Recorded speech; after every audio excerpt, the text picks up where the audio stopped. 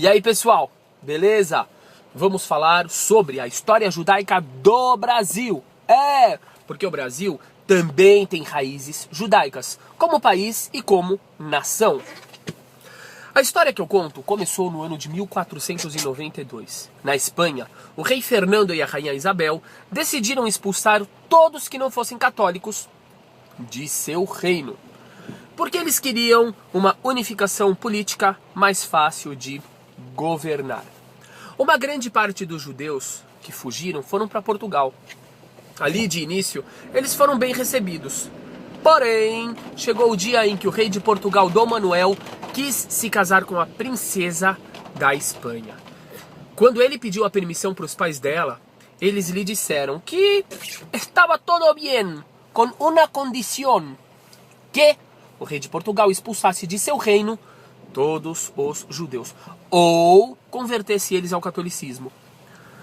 Dito e feito, o rei foi lá e colocou uma data limite para os judeus escolherem entre a conversão ou a expulsão.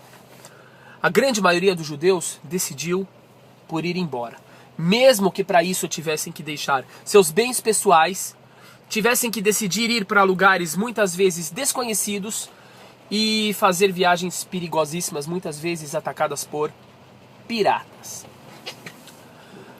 O tempo foi passando e o rei de Portugal, que não era bobo nem nada, decidiu fazer alguns decretos para tentar manter aquela população judia em seu país. Por quê? Porque os judeus eram grande parte da elite intelectual de Portugal. O primeiro decreto que ele fez foi dizer que crianças a partir de uma certa idade não poderiam deixar o país com suas famílias, eles deveriam ficar ali e seriam absorvidos por famílias católicas. Era um jeito de tentar segurar as famílias judias em Portugal. Quando chegou a data final, o prazo para os judeus irem embora, uma multidão de judeus, milhares, centenas de milhares, foram até a cidade do Porto, ir embora.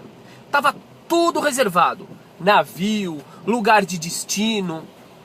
Só que quando eles chegam no Porto, o que eles encontram?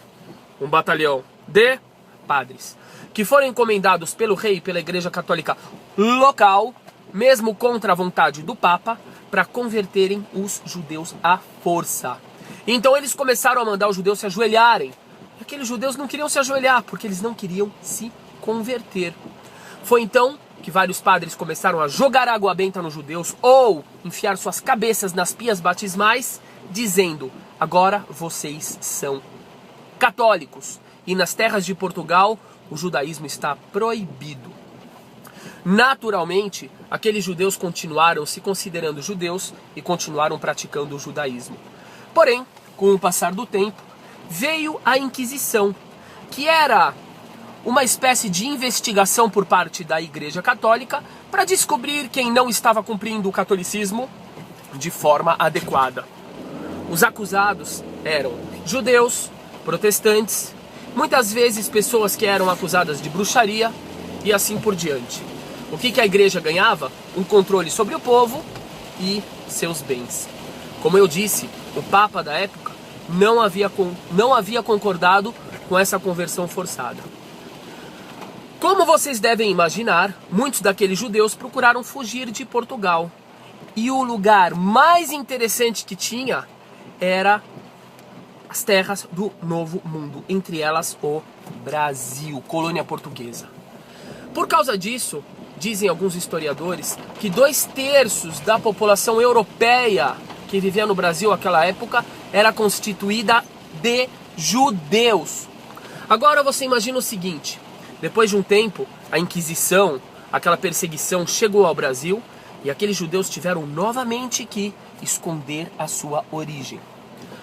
Porém, muitos costumes foram passados de pais para filhos, de mães para filhos de uma forma escondida, chegando até hoje. Existem muitos costumes brasileiros, folclóricos, populares, que têm origem judaica. Amigos, a conclusão é muito simples.